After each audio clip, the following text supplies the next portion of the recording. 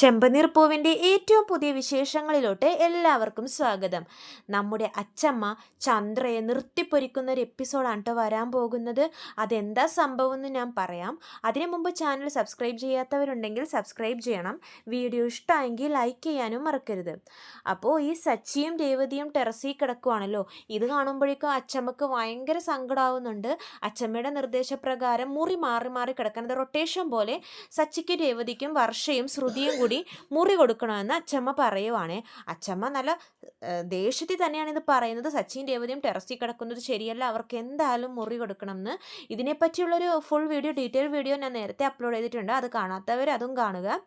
അപ്പോൾ അങ്ങനെ കിടക്കാൻ പറയുമ്പോഴേക്കും നമ്മുടെ ചന്ദ്ര പറയുന്നുണ്ട്, അമ്മേ അവരൊക്കെ നല്ല പണക്കാരുടെ വീട്ടിലെ പിള്ളേരാ, അവർക്കിങ്ങനെ തറയിലും ഹോളിലൊന്നും കിടന്ന് ശീലമില്ല. അവരൊരു മുറിയിലൊരു വലിയ ബെഡിലൊക്കെ കിടന്നുറങ്ങി ശീലിച്ചവരാ, അവരെങ്ങനെയാ ഈ ഹോളിൽ വന്ന് കിടക്കുന്നതെന്നൊക്കെ പറയുന്നുണ്ട്. അപ്പോൾ അച്ചമ്മക്ക് ഇത് കേൾക്കുമ്പോൾ ദേഷ്യം വരുന്നുണ്ട്. അച്ചമ്മ പറയുന്നുണ്ട്, അതെന്താ അവർക്ക് കിടന്നാൽ, രേവതിക്കും സച്ചിക്കും കിടക്കാമെങ്കിൽ അവർക്കും കിടന്നാൽ എന്താ? അല്ല അമ്മേ, അവരൊക്കെ പണിക്ക് പോകുന്നവരല്ലേ രാവിലെ എഴുന്നേറ്റ്. അപ്പോൾ അച്ചമ്മ പറയുന്നുണ്ട്, രേവതിയും പണിക്ക് പോകുന്നില്ലേ, അവളും പൂകെട്ടാൻ പോകുന്നുണ്ടല്ലോ. സച്ചി ആയാലും രാവിലെ ഓടാൻ പോകുന്നവനാ, അവർക്കും റെസ്റ്റ് വേണം. അല്ലാതെ നിങ്ങളുടെ ശ്രുതിക്കും വർഷക്കും മാത്രമല്ല റെസ്റ്റും കാര്യങ്ങളൊന്നും വേണ്ട എന്ന് അച്ചമ്മ ചീത്ത പറയുന്നുണ്ട്. പിന്നെ അച്ചമ്മ അത് വാശി പിടിക്കുമ്പോഴേക്കും ചന്ദ്ര സമ്മതം വെച്ച് കൊടുക്കുന്നുണ്ട്. സച്ചിക്കും രേവതിക്കും ആഴ്ചയിൽ റൊട്ടേഷൻ പോലെ മുറി. അപ്പോൾ ഈ സംഭവമൊക്കെ നടന്നു കഴിയുമ്പോഴേക്കും പിന്നെ വരുന്നത് നമ്മുടെ ഉദ്ഘാടനമാണ്, കടയുടെ ഉദ്ഘാടനം ശ്രുതിയും കൂടി ചന്ദ്രയെ തന്നെ കൊണ്ട് ചെയ്യിപ്പിക്കുവാണ്. അപ്പോൾ ഉദ്ഘാടനം കഴിയണേക്ക് മുമ്പ് ചന്ദ്ര ഇങ്ങനെ നോക്കിക്കൊണ്ടിരിക്കുവാണ് ഒരാളെ. അപ്പോൾ അച്ചമ്മ ചോദിക്കും, നീ ആരെയാ ചന്ദ്ര ഈ നോക്കുന്നത്, നീ ആദ്യം റിബൺ കട്ട് ചെയ്യുന്നു പറയുമ്പോഴേക്കും ചന്ദ്ര പറയുന്നുണ്ട്, അല്ല ഒരു പ്രധാനപ്പെട്ട ആൾ വരാനുണ്ടെന്ന് പറയുവാണേ. അപ്പോഴേക്കും നോക്കുമ്പോൾ ആരാണ്, കാറിലൊരാൾ വന്ന് ഇറങ്ങുവാണേ. ആരാണത്? നമ്മുടെ മഹിമനെ കാണുന്നതും ചന്ദ്രയുടെ കണ്ണ് സന്തോഷം കൊണ്ട് തള്ളുവാണ്. വർഷക്കും അത് ഭയങ്കര സർപ്രൈസ് ആവുന്നുണ്ട്. വർഷയോട് പറയാതെയാണ് ചന്ദ്ര മഹിമയെ വിളിച്ചത്. അപ്പോൾ നമ്മുടെ അച്ചമ്മ ചോദിക്കുന്നുണ്ട്, ഇവരെയാണോ നീ കാത്തിരുന്നത്? ആ പിന്നല്ലാതെ, മഹിമയാണ് ഇന്നെൻ്റെ വിശിഷ്ടാതിഥി, മഹിമയാണ് ഞങ്ങളുടെ സൂപ്പർ ഗസ്റ്റും, ഇവിടെ നിന്ന് ഏറ്റവും കൂടുതൽ വിലയുള്ള സാധനം മേടിക്കാൻ പോകുന്നത് മഹിമ ആയിരിക്കും എന്ന് ചന്ദ്ര അച്ചമ്മയോട് പറയുവാണ്. എന്നിട്ട് അവർ വരുമ്പോഴേക്കും റിബണൊക്കെ കട്ട് ചെയ്ത് അകത്തോട്ട് കയറുന്നുണ്ട്. അപ്പോഴേക്കും നമ്മുടെ അച്ചമ്മ ചോദിക്കുന്നുണ്ട്, രേവതി നിൻ്റെ വീട്ടിൽ നിന്ന് ആരും വന്നില്ല രേവതി എന്ന് ചോദിക്കുമ്പോഴേക്കും രേവതി പറയും, ഞാൻ അവരോടാരോടും പറഞ്ഞില്ല അച്ചമ്മേ. അതെന്താ പറയാത്തെന്ന് അച്ചമ്മ ചോദിക്കുമ്പോഴേക്കും അതിനെ മറുപടി പറയുന്നത് നമ്മുടെ ചന്ദ്രയാണ്. ഓ, അവരെയൊക്കെ എന്തിനാ വിളിച്ചിട്ട്, അവർ വന്നിട്ട് എന്ത് മേടിക്കാനാ? അവരൊന്നും മേടിക്കാനൊന്നും പോകുന്നില്ല, വെറുതെ വാ പൊളിച്ച് ഈ കട നോക്കി നിന്ന് കുശുമ്പ് കൊണ്ട് അവർ പൊയ്ക്കോളും. വെറുതെ എന്തിനാ ആൾക്കാരുടെ കുശുമ്പ് കണ്ണുകടിയൊക്കെ കൊള്ളുന്നത്? അവർ വരണ്ട, അവർ വരാത്തതാ നല്ലതെന്നൊക്കെ ചന്ദ്ര പറയുവാണേ. അപ്പോൾ തന്നെ അച്ചമ്മക്ക് ദേഷ്യം വരും. ചന്ദ്രേ, നീ എന്താണ് ഈ പറയുന്നത്? രേവതിയുടെ വീട്ടുകാരെന്താ വന്ന കുഴപ്പം? നിന്റെ അഭിമാനം പോകുമോ? ചന്ദ്ര, ഇങ്ങനെയൊന്നും വേർതിരിവ് കാണിക്കുന്നത് നല്ലതല്ല കേട്ടോ. ആൾക്കാരുടെ മനസ്സ് നല്ലതാവണം, നന്മയുള്ളവർ വന്നാലേ കടയ്ക്ക് പുരോഗതി ഉണ്ടാവുള്ളൂ. അല്ലാതെ മനസ്സിൽ കുശുമ്പ് നിറച്ചവർ വന്നിട്ടൊന്നും ഒരു കാര്യമില്ല. നീ പണത്തിനും പൈസക്കും സ്വർണത്തിനൊക്കെ വില കൊടുക്കുന്നത് കൊണ്ടാണ് പാവങ്ങളുടെ മനസ്സ് കാണാതെ പോകുന്നത്. രേവതിയുടെ അമ്മയുടെ മനസ്സെന്ന് പറയുന്നത് രേവതിയുടെ പോലെ തന്നെ തങ്കമാണ്. അവരിവിടെ വന്നിരുന്നെങ്കിൽ കടയ്ക്ക് നല്ലൊരു ഐശ്വര്യം തന്നെ ഉണ്ടായേനെന്നൊക്കെ അച്ചമ്മ സപ്പോർട്ട് ചെയ്യുന്നുണ്ട്. രേവതിക്ക് അത് കേൾക്കുമ്പോഴേക്കും ഭയങ്കര സങ്കടമാവുന്നുണ്ട്. ചന്ദ്ര അങ്ങനെ പറഞ്ഞല്ലോ, രേവതിയുടെ അമ്മ വന്നിട്ട് എന്ത് ചെയ്യാനാണെന്നൊക്കെ. അപ്പോൾ രേവതി ഇങ്ങനെ വിഷമിച്ച് നിൽക്കുമ്പോഴേക്കും സച്ചി വന്ന് ചോദിക്കുന്നുണ്ട്, എന്താ രേവതി, എന്തിങ്ങനെ വിഷമിച്ചിരിക്കുന്നത്? അപ്പോൾ രേവതി കാര്യമൊന്നും പറയുന്നില്ല. ഒന്നുമില്ല സച്ചിയേട്ടാന്ന് പറയുവാണ്. കാരണം അന്നത്തെ ഒരു നല്ല ദിവസം വെറുതെ ഈ സച്ചിയേട്ടൻ കാരണം ഒരു പ്രശ്നം ഉണ്ടാവണ്ടല്ലോ. അപ്പോൾ അങ്ങനെ അത് കഴിയുമ്പോഴേക്കും ഉദ്ഘാടനമൊക്കെ കഴിഞ്ഞ് സാധനങ്ങളൊക്കെ വന്നവരൊക്കെ ഇങ്ങനെ നോക്കിക്കൊണ്ടിരിക്കുവാണ്. അപ്പോൾ മഹിമ നോക്കുന്നുണ്ട്. മഹിമയും രേവതിയും എല്ലാവരും ഓരോരോ സാധനങ്ങൾ എടുക്കണമല്ലോ, ഉദ്ഘാടനം കഴിഞ്ഞാലേ ഉള്ളൂ. അപ്പോൾ മഹിമ വന്നിട്ട് ഒരു AC ആണ് നോക്കുന്നത്. അപ്പോൾ ചന്ദ്രയുടെ കണ്ണിങ്ങനെ തള്ളും. ചന്ദ്ര പറയുന്നുണ്ട്, ഓ, ഇന്ന് നമ്മുടെ മഹിമ ഈ കടയിലെ ഏറ്റവും വിലപിടിപ്പുള്ള സാധനം തന്നെ മേടിക്കും. എൻ്റെ മോൻ്റെ മഹാഭാഗ്യമാണ്, ആദ്യം ബില്ലടിക്കുന്നത് നമ്മുടെ മഹിമയുടെ തന്നെ ആവണം എന്ന് ചന്ദ്ര പറയുവാണേ. അപ്പോൾ മഹിമ ഇങ്ങനെ നോക്കി ഒരു AC അടുത്ത് വരുവാണ്. എന്നിട്ട് ചോദിക്കും, ഈ AC എന്താ വില എന്ന് ചോദിക്കുമ്പോഴേക്കും അയാൾ പറയുന്നുണ്ട്, ഒരു 2 ലക്ഷമൊക്കെ വരും. അവിടെ സ്റ്റാഫ് ഉണ്ടല്ലോ, അവർ പറയുവാണെങ്കിൽ 2 ലക്ഷമൊക്കെ വരും മാഡം. ആ, എടുത്തോ, ഈ AC ഞാൻ എടുക്കുവാണ്, ഇതിന് ബില്ലടിച്ചോ എന്ന് പറയുവാണ്. അപ്പം തന്നെ ശ്രുതിക്ക് ഭയങ്കര സന്തോഷമാകും. കാരണം ആദ്യത്തെ ദിവസം തന്നെ ലക്ഷത്തിൻ്റെ പ്രോഡക്റ്റ് അല്ലേ വിറ്റഴിഞ്ഞു പോയിരിക്കുന്നത്. ശ്രുതിക്കും ചന്ദ്രയുടെ ഒക്കെ കണ്ണ് തള്ളുവാണേ. അപ്പോൾ ഇവർ ബില്ലടിക്കാൻ വേണ്ടി പോകുമ്പോഴേക്കും നമ്മുടെ അതും കൊണ്ട് പോകുവാണ്, പാക്ക് ചെയ്യാൻ വേണ്ടി പോകുമ്പോഴേക്കും രേവതി നോക്കുന്നത് മിക്സിയാണ്. രേവതി മിക്സി നോക്കിയിട്ട്, സച്ചേട്ടാ നമ്മുടെ വീട്ടിലെ മിക്സി ചീത്ത ചീത്തയായല്ലോ, അത് ഒരുപാട് നാളായില്ലേ, നമുക്കൊരു പുതിയ മിക്സി മേടിക്കാം, ഏതായാലും ഒരു സാധനം മേടിക്കണമല്ലോ, നമുക്ക് ഈ മിക്സി മേടിക്കാം എന്ന് പറഞ്ഞിട്ട് രേവതി ഒരു മിക്സി എടുത്തിട്ട് ആദ്യം പോകുവാണേ മുമ്പിൽ ബില്ലടിക്കാൻ വേണ്ടിയിട്ട്. അപ്പോൾ തന്നെ ചന്ദ്ര പറയും, നീ ഇത് എങ്ങോട്ട് പോവാ? അല്ലമ്മേ, എന്തെങ്കിലും സാധനം മേടിക്കണ്ടേ, അതുകൊണ്ടാണ് ഞാൻ പിന്നെ മിക്സി എടുത്തത്. നീ അവിടെ നിൽക്ക്, നിന്റെ കയ്യിൽ നിന്നാണോ ആദ്യത്തെ ബില്ല് അവൻ കൊടുക്കേണ്ടത്, നിന്റെ കയ്യിലാണോ അവൻ തരേണ്ടത്? പിന്നെ ഒരു മിക്സി ഒരു 5000 രൂപ വരും കൂടി വന്ന ഈ മിക്സിക്ക്.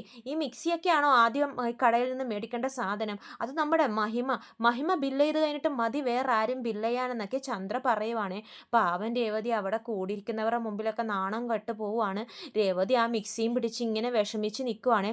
അപ്പോൾ സച്ചിക്ക് ദേഷ്യം വരുന്നുണ്ട്. സച്ചി പറയുന്നുണ്ട്, അമ്മേ അതെന്താ രേവതി ഇപ്പോൾ പോയി ബില്ലടിച്ചാൽ? രേവതി ബില്ലടിക്കണ്ട, ഐശ്വര്യമുള്ളവർ തന്നെ ആദ്യമായിട്ട് സാധനം മേടിച്ച് ബില്ലടിക്കട്ടെ എന്നൊക്കെ ചന്ദ്ര പറയുവാണേ. അപ്പോൾ സച്ചിക്ക് ദേഷ്യം വന്ന് പ്രതികരിക്കാൻ പോകുമ്പോഴേക്കും രേവതി പറയുന്നുണ്ട്, വേണ്ട സച്ചി ഏട്ടാ, ഇന്നൊരു നല്ല ദിവസമല്ലേ, അവർ തന്നെ ബില്ലടിക്കട്ടെ എന്ന് പറയുവാണേ. മഹിമക്ക് നല്ല സന്തോഷമാവുന്നുണ്ട്, കാരണം അവിടെ ഒരു തല്ലുപിടുത്തമൊക്കെ നടക്കുന്നുണ്ടല്ലോ. അങ്ങനെ മഹിമ ആ 2 ലക്ഷം രൂപയുടെ AC ഒക്കെ മേടിച്ചിട്ട് പൈസ എടുത്തിട്ട് 2 ലക്ഷം എന്ന് പറയുമ്പോഴേക്കും പൈസ എടുത്ത് സുധിയുടെ കയ്യിൽ കൊടുക്കുകയെ. സുധിയുടെ കണ്ണൊക്കെ ഇങ്ങനെ തള്ളും. സുധി നല്ലോണം പ്രാർത്ഥിച്ചിട്ടൊക്കെ ആ പൈസ മേടിക്കുന്നുണ്ട്. ബില്ലും അതേപോലെ തന്നെ നമ്മുടെ മഹിമയുടെ കയ്യിൽ കൊടുക്കുന്നുണ്ട്. ശ്രുതിക്കും ഭയങ്കര സന്തോഷമാവേ. അത് കഴിയും രേവതി അങ്ങനെ തന്നെ നിൽക്കുവാണേ. അപ്പോൾ തന്നെ അച്ചാമ്മക്ക് ഭയങ്കര സങ്കടമാവും. അച്ചമ്മ പറയും, എന്താ രേവതി നീ ഇങ്ങനെ നിൽക്കുന്നത്? അല്ല, അവർ ബില്ലടിച്ച് കഴിയട്ടെ. അതിനെന്താ, നിനക്ക് പോയി ബില്ലടിച്ചൂടെ, നീ വാ ഞാൻ ബില്ലടിപ്പിക്കാമെന്ന് പറയുവാണേ. അപ്പോൾ വർഷ അവിടെ ഒരു സാധനം മേടിച്ചിട്ടുണ്ടാവും. വർഷയുടെ ഒരു ബ്യൂട്ടിക്ക് വേണ്ടിയിട്ടുള്ള എന്തൊരു പ്രോഡക്റ്റാണ് വർഷ മേടിക്കുന്നത്. അപ്പോൾ ഇവർ ബില്ലടിക്കാൻ പോകുമ്പോഴേക്കും സുധീൻ്റെ അടുത്ത് അച്ചമ്മ പറയുന്നുണ്ട്, സുധി ദേ ഈ മിക്സിയുടെ ബില്ലൊന്ന് അടിച്ചെന്ന് പറയുന്നുണ്ട്. അപ്പോൾ സുധി പറയും രേവതിയുടെ ബില്ലൊക്കെ പിന്നടിക്കാം, വർഷ എന്തോ മേടിച്ചിട്ടുണ്ടല്ലോ, വർഷയുടെ ബില്ലടിക്കട്ടെ എന്ന് പറയുവാണ്. അപ്പോൾ അച്ചമ്മ പറയും, നിനക്കെന്താടാ രേവതിയുടെ ബില്ലടിച്ചാൽ? ഓ, രേവതിയുടെ ബില്ല് ഇവളുടെ കയ്യിൽ തരാൻ കാശൊന്നും ഉണ്ടാവില്ല, ഞാൻ എന്തിനാ വെറുതെ മിക്സി എടുത്ത് അവൾക്ക് കൊടുക്കുന്നത്? അപ്പോൾ അച്ചമ്മ പറയും, അവൾ കാശ് തന്നില്ലെങ്കിൽ ഞാൻ തരും, അവൾ കാശ് തരാതെ ഒരു സാധനവും മേടിക്കില്ല, അതോർത്ത് നീ പേടിക്കുകയൊന്നും വേണ്ട. അവൾ നിസ്സാര കാര്യമാണോ? നിങ്ങളെല്ലാവരും അവരവരുടെ ആവശ്യത്തിനുള്ള സാധനം മേടിക്കുമ്പോൾ അവൾ നോക്ക് വീട്ടുപകരണമാണ് മേടിച്ച് എല്ലാവർക്കും കൂടി ഉപകരിക്കുന്ന സാധനം. അവൾക്ക് വേണ്ടി ഒരു ബില്ലടിച്ചു കൊടുക്കാൻ എന്താടാ നിനക്ക് പറ്റാത്തത്? രേവതിയുടെ കയ്യിൽ നിന്ന് കാശ് മേടിച്ചാൽ നിനക്ക് എന്ത് പറ്റും? അവളുടെ നല്ല ഐശ്വര്യമുള്ള കൈയാണെന്നൊക്കെ പറഞ്ഞ് രേവതിയെ സപ്പോർട്ട് ചെയ്യുന്നുണ്ട്.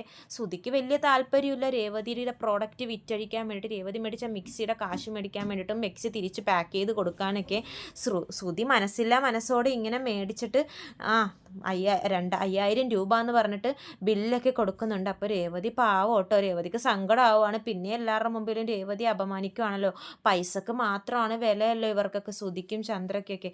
ചന്ദ്ര ആണെങ്കിൽ അവിടെ ഇങ്ങനെ ദേഷ്യം കൊണ്ട് നിൽക്കുവാണ്. ഈ രേവതി മിക്സിയും കൊണ്ട് പോകുന്നത് കണ്ടപ്പോൾ തൊട്ട് സുധിക്കും വലിയ താല്പര്യമൊന്നുമില്ല, ശ്രുതിക്കും താല്പര്യമില്ല കേട്ടോ. പക്ഷെ എന്നാലും അച്ചമ്മയുടെ നിർബന്ധം കൊണ്ട് രേവതിയുടെ ബില്ല് മേടിക്കുവാണ്. രേവതിയുടെ കയ്യിൽ നിന്ന് കാശും മേടിക്കുന്നുണ്ട് സുധി. എന്നിട്ട് അവിടെ ഇടുന്നുണ്ട്. പക്ഷെ അവരുടെ കണ്ണ് മൊത്തം മഹിമയിലാണ്. അന്നത്തെ ദിവസം അത്രയും രൂപയുടെ കച്ചവടം നടന്നുകൊണ്ടേ. അപ്പോൾ ഈ ചന്ദ്രയുടെ ഈ പെരുമാറ്റമൊക്കെ കൊണ്ട് നമ്മുടെ അച്ചമ്മ ഭയങ്കരമായിട്ട് ഇങ്ങനെ ദേഷ്യം വന്നിരിക്കുവാണ്.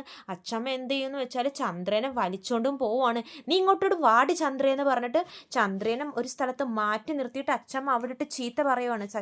അച്ചമ്മ പറയുന്നുണ്ട്, ചന്ദ്രേ നിനക്കെന്താ? അപ്പോൾ ചന്ദ്ര ചോദിക്കും, എനിക്കെന്താ? നിനക്കെന്താടി രേവതിനെ കണ്ടാലെന്ന് ചോദിക്കുമ്പോഴും, എന്താ എനിക്ക് രേവതിനെ കണ്ടാൽ? പിന്നെ നീ എന്താ പറയുന്നുണ്ടായിരുന്നത്? അവളുടെ വീട്ടുകാരെ വിളിക്കുന്നില്ല, അവരുടെ വീട്ടുകാർക്ക് പൈസ ഇല്ലാത്തതാണോ നിന്റെ പ്രശ്നം? രേവതിയും ശ്രുതിയും വർഷയും പോലെ പണക്കാരിയായിരുന്നെങ്കിൽ നീ അവളെ സ്നേഹിക്കുമായിരുന്നല്ലേ? അവൾ മിക്സിയും കൊണ്ടുപോയപ്പോൾ നീ എന്താ പറഞ്ഞത്? അവളോട് അവിടെ നിൽക്കാൻ, മഹിമ എടുക്കട്ടെ എന്ന്. മഹിമ ആരാടി നിൻ്റെ എന്ന് പറയുമ്പോഴേക്കും ചന്ദ്ര പറയുന്നുണ്ട്, അത് പിന്നെ നമ്മുടെ വർഷയുടെ അമ്മയല്ലേ. വർഷയുടെ അമ്മേനേലും സ്ഥാനം രേവതിക്കുണ്ട്. രേവതി നിൻ്റെ മോളാണ്, അത് നീ മറക്കരുത്. നിൻ്റെ മോൻ്റെ ഭാര്യയാണ്. അവൾ കഴിഞ്ഞിട്ടേ ഉള്ളൂ ഏതും മഹിമയും. അവളുടെ സാധനം അവൾക്ക് ആ രാശിയില്ലെന്ന് നിന്നോട് ആരാ പറഞ്ഞത്? നല്ല രാശിയുള്ള പെണ്ണാണ് നമ്മുടെ രേവതി കെട്ടിയ പൂവാണ് ഭഗവാന്റെ കഴുത്തിൽ കിടക്കുന്നത്. അതുകൊണ്ട് തന്നെ ഭഗവാന്റെ എല്ലാ പ്രീതിയും ഭഗവാന്റെ സ്നേഹവും ഐശ്വര്യവും ഒക്കെ രേവതിക്കുണ്ട്. ആ രേവതിയുടെ കയ്യിൽ നിന്നും കാശ് മേടിച്ചാൽ ഈ കടക്ക് ഐശ്വര്യം ഉണ്ടാവുള്ളൂ. ആദ്യത്തെ കച്ചവടം അവൾ ചെയ്താൽ മതിയായിരുന്നു. അവളെ എല്ലാവരുടെ മുമ്പിലും നീ അപമാനിച്ചു. ചന്ദ്രേ, നിനക്കെൻ്റെ സ്വഭാവം അറിയാലോ. ചന്ദ്ര അത് കേൾക്കുമ്പോൾ തിരിച്ചൊക്കെ പറയുന്നുണ്ട്, ഞാൻ എവിടെ നിന്ന് അപമാനിച്ചെന്നാ?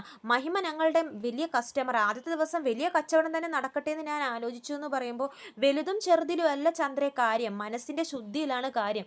അത് വെച്ച് നോക്കുമ്പോൾ രേവതി തന്നെയായിരുന്നു ആദ്യത്തെ കച്ചവടം ചെയ്യേണ്ടിയിരുന്നത്. എൻ്റെ പഴയ സ്വഭാവം നിനക്കറിയാലോ ചന്ദ്രേ, അത് എന്നെ കൊണ്ട് എടുപ്പിക്കരുത്. എൻ്റെ രേവതി മോളെ ഇനി നീ എപ്പോഴെങ്കിലും വേദനിപ്പിച്ചു എന്ന് ഞാൻ അറിഞ്ഞാൽ പഴയ സ്വഭാവം ഞാൻ പുറത്തെടുക്കും. പ്രായമായല്ലോ എന്നോർത്തിട്ടാണ് ഞാൻ പിന്നെ അധികമൊന്നും മിണ്ടാത്തത്. പക്ഷെ എൻ്റെ രേവതി മോളെ അപമാനിക്കുന്നത് ഞാൻ കണ്ടു നിൽക്കില്ല, വേറെ ആര് കണ്ടു നിന്നാലും. അവളുടെ മനസ്സിനി ഒന്ന് വിഷമിച്ച് നോക്കട്ടെ ചന്ദ്രേ. ഞാൻ ഇങ്ങോട്ട് പറന്നു വരും ഇവിടുന്ന് ഞാൻ പോയി കഴിഞ്ഞാലും. നോക്കിക്കോ, ഇതെൻ്റെ അവസാനത്തെ വാണിങ്ങാ നിനക്കുള്ളത്. ഇനി അവളുടെ മുഖത്തൊരു സങ്കടത്തിൻ്റെ നിഴൽ പോലും കണ്ടാൽ ചന്ദ്രേ, എൻ്റെ വേറൊരു മുഖം നീ കാണുമെന്ന് പറഞ്ഞ് അച്ചാമ്മ ഭയങ്കരമായിട്ട് ദേഷ്യപ്പെട്ടിട്ട് അവിടെ നിന്ന് പോവാണേ. അച്ചാമ്മയുടെ ഭീഷണിയിൽ നമ്മുടെ ചന്ദ്രയെ ഒന്ന് പേടിച്ചിട്ടുണ്ട്. ആ ചന്ദ്രയുടെ പേടി എത്ര നാൾ ഉണ്ടാവും നമുക്ക് കണ്ടറിയാം. എന്തായാലും രേവതിക്ക് ഭയങ്കര അപമാനമാണ് ആ കടയിൽ നിന്ന് നേരിടേണ്ടി വന്നത്. അപ്പോൾ ഇതൊക്കെയാണ് ചെമ്പനീർ പൂവിൻ്റെ ഏറ്റവും പുതിയ വിശേഷം. കൂടുതൽ വിശേഷങ്ങൾ ഞാൻ എൻ്റെ ചാനലിലൂടെ അപ്ലോഡ് ചെയ്യുന്നതാണ്. ചാനൽ സബ്സ്ക്രൈബ് ചെയ്യാത്തവരുണ്ടെങ്കിൽ സബ്സ്ക്രൈബ് ചെയ്യണം. വീഡിയോ ഇഷ്ടമായെങ്കിൽ ലൈക്ക് ചെയ്യാനും മറക്കരുത്. എല്ലാവർക്കും നന്ദി.